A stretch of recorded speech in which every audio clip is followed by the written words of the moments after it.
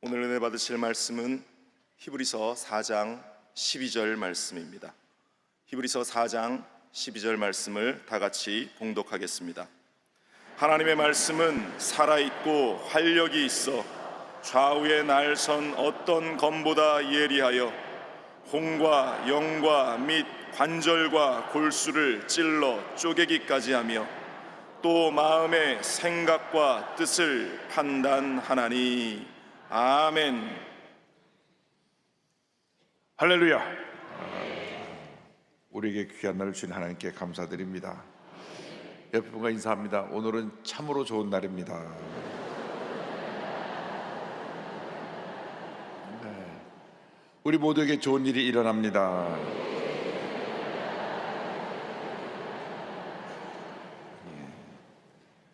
오늘 절대 감사의 삶에 있어서 말씀과 기도의 은혜를 함께 나누기 원합니다. 우리가 예수 믿고 한평생 감사해야 될 이유 중에 하나가 이 하나님의 말씀을 주셨다고 하는 것입니다. 이 말씀 속에 모든 것이 다 담겨 있습니다. 하나님의 말씀은 기독교 신앙의 토대요 전부입니다. 무엇보다도 이 말씀 속에 구원의 길이 열려 있습니다. 성경을 읽다가 예수 믿고 구원받은 사람이 한두 사람이 아닙니다. 우리나라에 복음이 들어올 때 선교사가 먼저 들어온 것이 아닙니다. 선교사가 들어오기 훨씬 전에 성경이 번역되어 들어왔습니다. 성경이 두 가지 길로 들어왔는데, 하나는 존 로스라고 하는 선교사에 의해서 중국을 통해서 성경이 번역되어 들어왔고, 이분은 장로교 선교사인데 이 언어에 하나님의 큰 달란트를 주셔서 5개국어를 능통했다 하는 그런 기록이 있습니다. 그래서 이분이 성경을 번역을 해서, 그 당시 우리가 한국의 조선이 유교문화이기 때문에 이 선비들이 책을 좋아해서 매서인이라고 등에다 책을 메고 팔아다니는 사람이 많이 있었습니다. 요즘 말하면 움직이는 책방입니다. 우린 책방에 가서 책을 사야 되는데, 그 당시 매서인들이 중국에 가서 새로 나온 서적들을 갖다가 사갖고 와서 짊어지고 다니며 팔았습니다.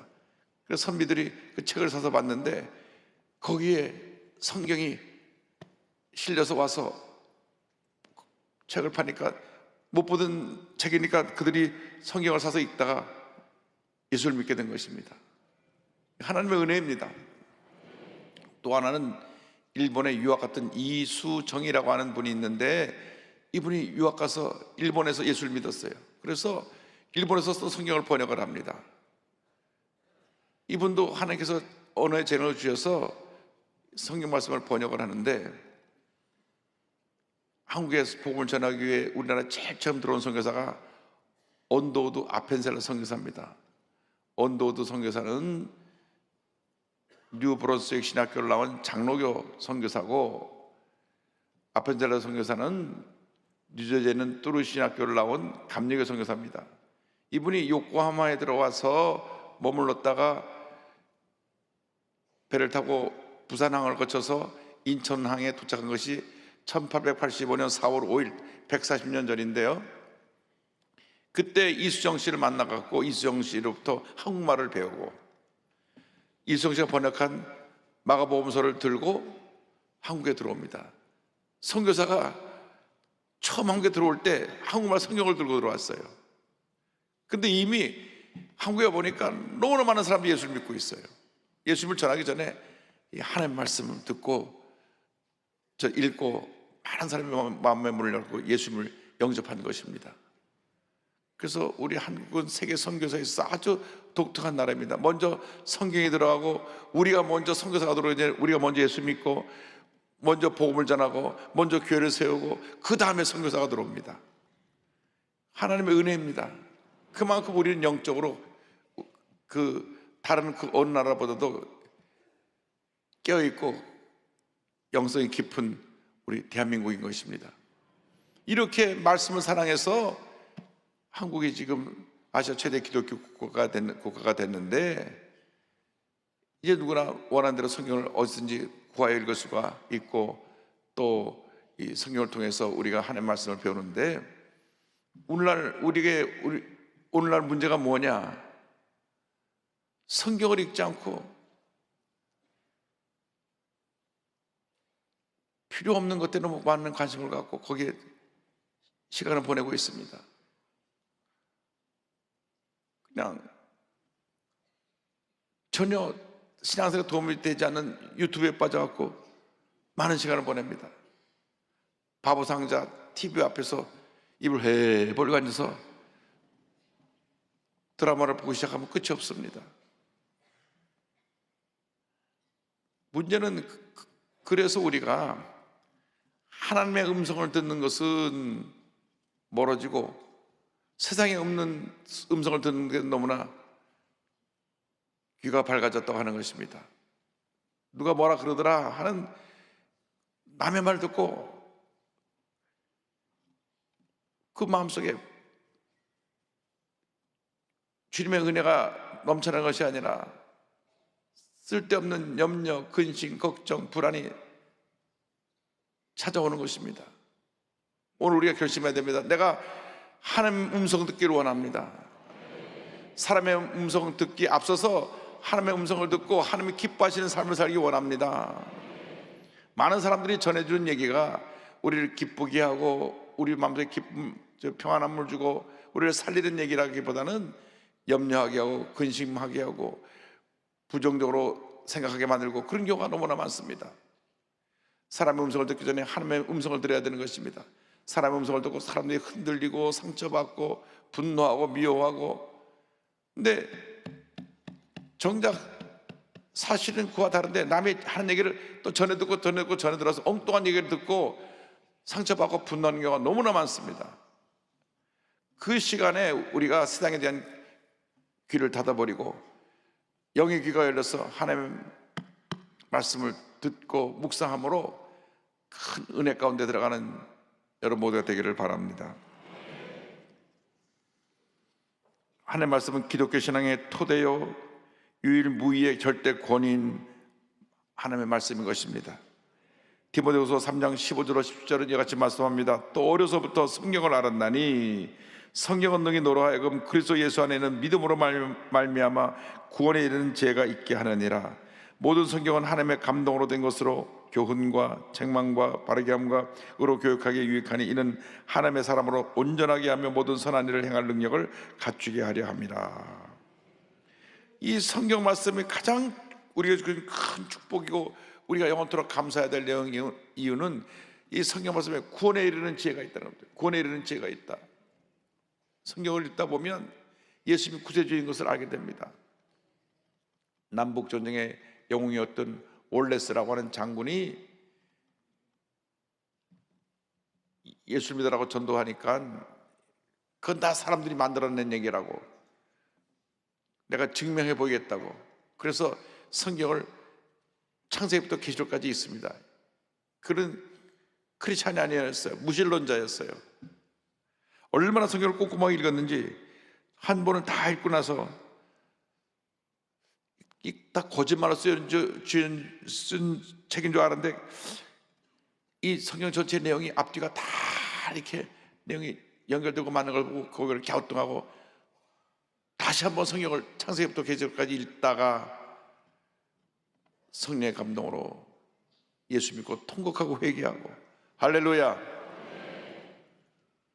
그리고 나서 그가 쓴 소설이 벤허라고 하는 소설이고 이것이 영어로 만들어져서 많은 사람들에게 큰 감동을 주었습니다.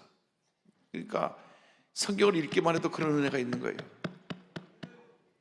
예수 안 믿는 사람도 성경을 2번씩이나 읽고 예수 믿었는데 예수 믿는 사람이 평생 성경도 제대로 안 읽고 하박국을 펴니다 하니까 성경에 호박국에 있나요? 그러거든요. 히브리서를 찾겠습니다 그랬더니 구약에서 한참 찾더니 제 성경에는 히브리서가 없습니다. 신약인데요. 아 그랬나요? 신약도 있나요? 이렇게 성경에 무식한 자가 되면 안 됩니다. 이 성경을 읽으면 성경은 우리를 구원으로 인도하는 것입니다. 성경은 성령의 감동으로 기록된 것이기 때문에 우리가 기도할 때 성령의 은혜가 우리에게 임하게 되는 것입니다. 성경은 교훈과 책망과 바르게 함과 의로 교육하기에 유익합니다. 그래서 성경을 읽다 보면 하나님께서 내게 주신 음성이 있어요. 하나님께서 나를 깨닫게 하시고 내가 바른 길로 가게 하는 그런 모든 것을 우리가 알게 됩니다. 제가 오늘 아침에 사무엘상하고 사무엘하고 한 20장 정도 성경을 읽고 나왔는데 거기에 사울 왕의 죽음에 대한 장면이 사무엘상 끝입니다.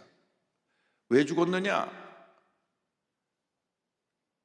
그렇게 겸손하고 그렇게 담대한 용사였고 이스라엘의 초대 왕으로서 존경하는 왕이었는데 그가 말년에 가서 교만해졌어요. 제사장이 드릴 제사를 자기가 대신 드려버리고 하나님께서 응답하지 않으시니까 신접한 여인 무당을 찾아갑니다. 무당을 찾아가서 사무엘을 불러달라고. 사무엘이 죽었으니까. 그래서 그는 수치스럽게 그들이 사람 위하로 취급하는 이방 족속 블레셋에게 전쟁에 나가서 세 아들과 함께 다 죽고 목뱀을 당해서 목을 매달아 놓은 그런 비참한 죄를 마쳤습니다. 그 위대한 하나님의 사람이 교만했고 신접한 여인 무당을 찾아간 것입니다. 하나님의 엄한 심판으로 사울왕과 그 세 아들이 함께 한 날 다 죽었습니다. 하나님의 가장 미워하신 것이 우상숭배입니다. 내 위에 다른 신을 두지 말라.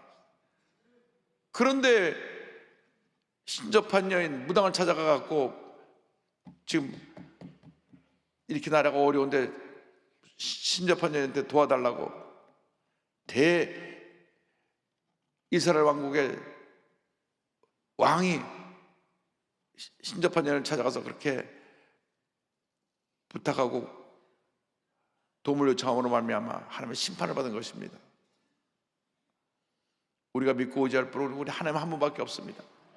이 세상 그 어떤 것을 찾아다니면 안 됩니다. 무속인을 찾아다녀도 안 되고 권세 있는 사람이 있다고 사람 찾아다녀도 안 되고 하나님께 나와 하나님께 부르짖고 기도할 때 하나님의 은혜가 우리에게 임하게 되는 것입니다. 이 하나님 말씀에 교훈과 책망과 바르게 하고 의로 교육하게 유익한 모든 내용이 담겨 있고 선한 일을 행할 능력을 갖추게 하는 것이 바로 하나님의 말씀입니다. 선한 일, 예수님께서 어떤 일을 하셨나? 병든 사람을 고치시고 사회적 약자들을 사랑으로 돌보셨습니다. 우리가 선한 일을 행해야 되는 것입니다. 그런데 이 성경을 그냥 읽어서 우리에게 이 성경이 은혜가 되는 것이 아니라 성령의 감동으로 쓰여졌기 때문에 기도하면서 읽을 때 성령의 감동이 우리에게 임하게 되는 것입니다. 베드로후서 1장 20절 21절입니다.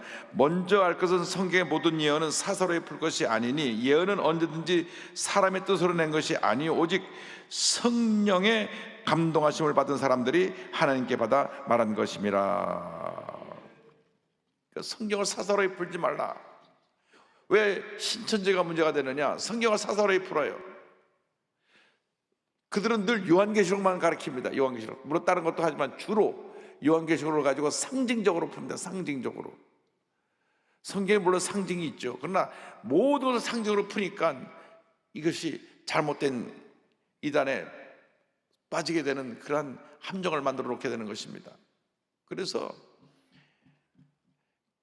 우리 본교회에서 하는 성경 프로그램 외에 다른 것에다 눈길을 돌리면 안 됩니다.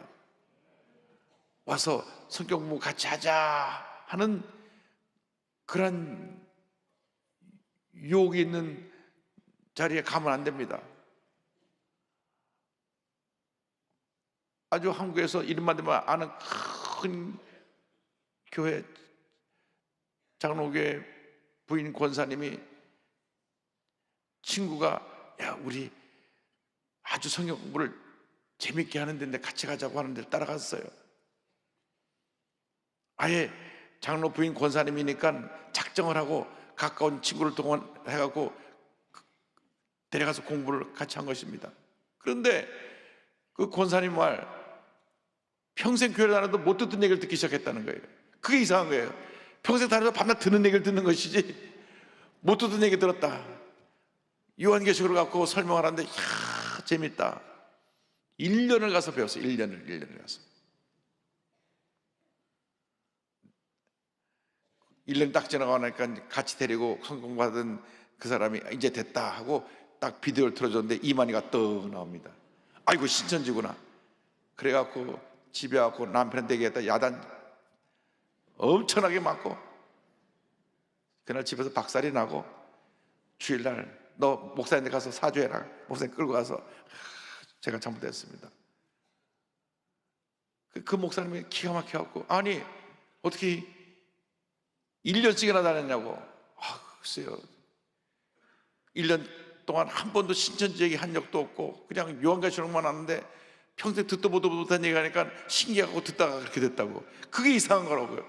평생 듣는 얘기 듣는 거지 듣도 보도 못한 얘기 듣는 것이 그거 이단이에요. 이단.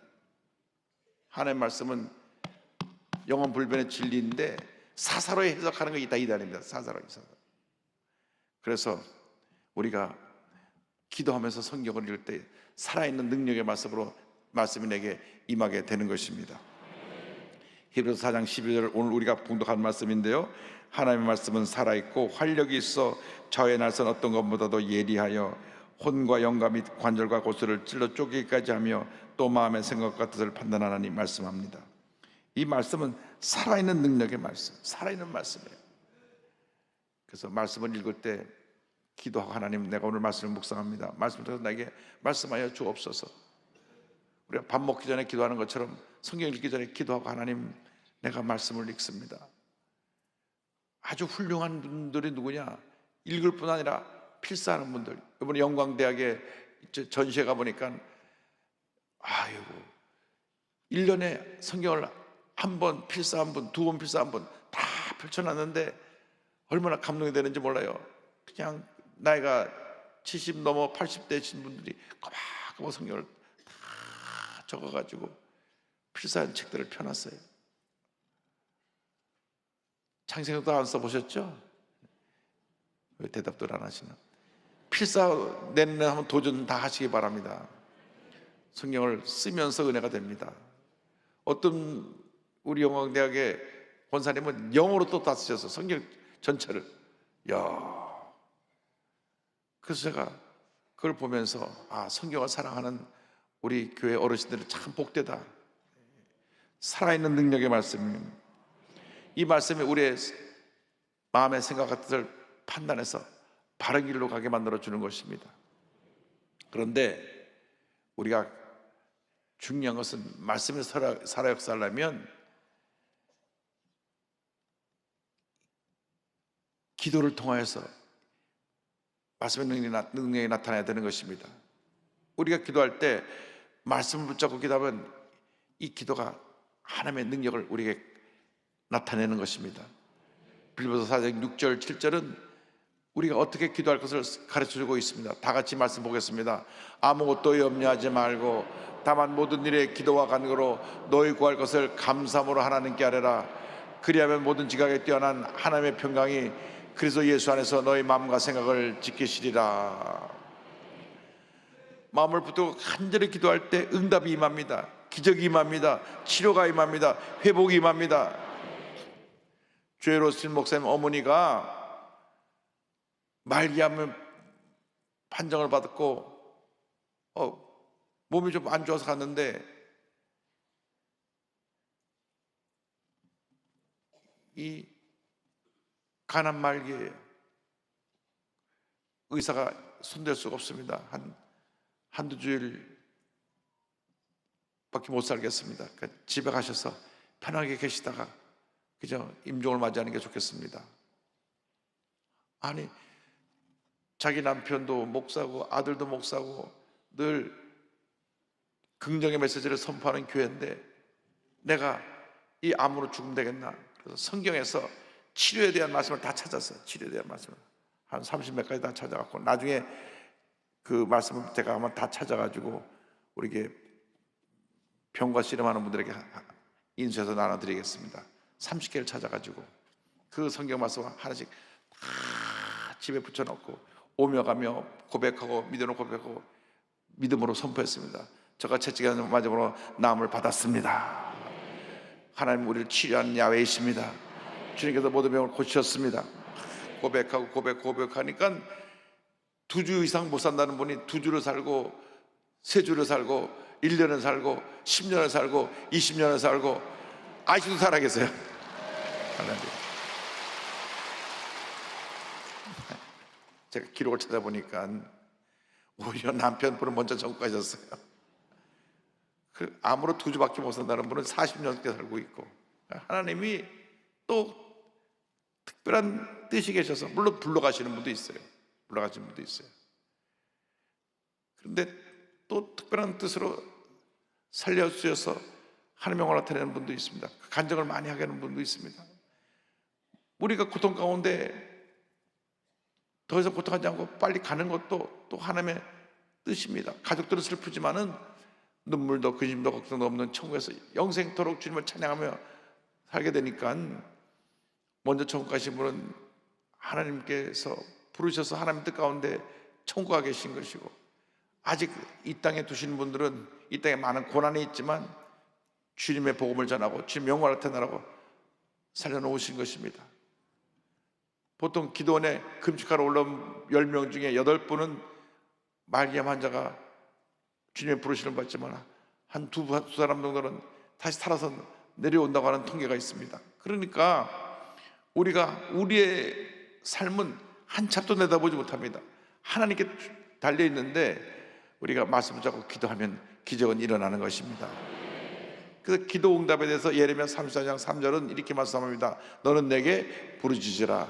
내가 내게 응답하였고 내가 알지 못하는 크고 은밀한 일을 내게 보이리라. 아멘. 여러분, 오늘 말씀을 듣고 기도 능력을 받아서 기도할 때 놀라운 하나님의 은혜가 있게 되기를 간절히 소원합니다. 문제가 해결되고 병이 고침받고 하나님의 응답이 다가오고 하나님의 기적이 여러분 삶 가운데 임하게 되기를 주님의 이름으로 축원합니다. 축원합니다. 축원합니다. 우리 차례 다 일어나셔서 아픈 자리에 손 얹고 또 가슴에 손 얹고 기도합니다. 사랑과 은혜와 자비가 무한하신 하나님 아버지, 믿음으로 아픈 자리에 손 얹고 기도합니다. 주님 안수하여 주시옵소서.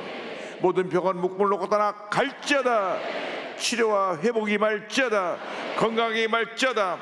특별히 어린 자녀들의 모든 병은 물러갈지어다. 어린 자녀들의 피부병, 면역력이 없어진 병, ADHD, 모든 어린아이들의 병들이 이 시간 치료함을 받을지어다. 어르신들이 건강하게 하시게 될지어다. 치매가 물러가고 손과 발 떨리는 것이 물러가고 관절에 힘을 얻게 되고 하나님의 주신 은혜 가운데 건강 장소의 복을 받게 될지어다. 간절히 기도합니다. 우리들 몸에 하나님 주님의 주신 은혜가 임하여 건강이 임하게 하여 주시고 모든 질병은 물러고 떠나게 하여 주옵소서. 마음의 병, 육신의 병은 물러갈지어다. 물러갈지어다. 마음의 평안함이 임할지어다. 내일 수능 보는 우리 자녀들에게 하나님의 은혜가 임할지어다. 본인의 실력을 100% 발휘해서 좋은 결과를 얻게 될지어다.